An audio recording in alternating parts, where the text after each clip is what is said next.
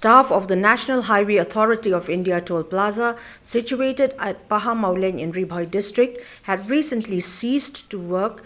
to protest against the dominating attitude and disrespect meted out to them by the manager Gagiur Rahman. The staff members demanded his immediate ousting from position as manager of the MB Consortium, as they no longer were able to tolerate his behaviour. The irate staff members continued to display their anger and voice out their grievances till such time that the Ri Bhoi district police arrived at the scene and were able to settle the situation. While speaking to newspersons, the staff members of the toll plaza complained of the manager's behavior, wherein he would often find fault with them and even deduct certain amount of money from their salary without any valid reason.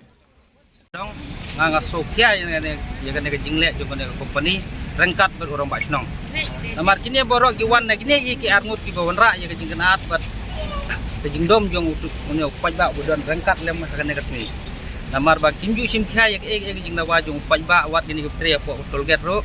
di bom ju le kanono kam ya jing da wa dengi na kaliang ka snong imla khem da klik ti ila wat chine smat ya ka ban persajur ya ka jing le jong rong ba snong ba manager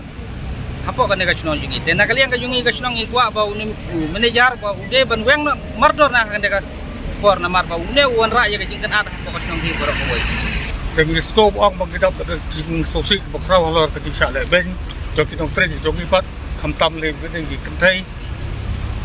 buat kita besar stage apa di baterai apa jok kabaral bakdaro isya baik tak kapor sekor baca pedik ya ucapan manager buat dia berde bala tung ya tak Consortium seliap kong ka local in charge dia berde ya level ya berde ke local influence kita ni pat kalau cawer no ada ka kam hadir lawan tak kiwe pat kita sukses tong pat ada kestong kecil tetang dari kita buat ketiat igarai mesti sementara nak leng ni nutri kalau kan kai karai ke pagimut pensim no ada sekabat orang ba kan sadot gaji ya pembek nomor ba nak len tu SP jang bu additional SP wa sim ya insurance ko sa pembek asal gaski bania kenduk lang bat ki nutri gitu ni bat kadiman ni jong ki nutri di lokal itu orang bah dari ban bukan ambassador yang boleh buat general manager juga ketika tol ketika company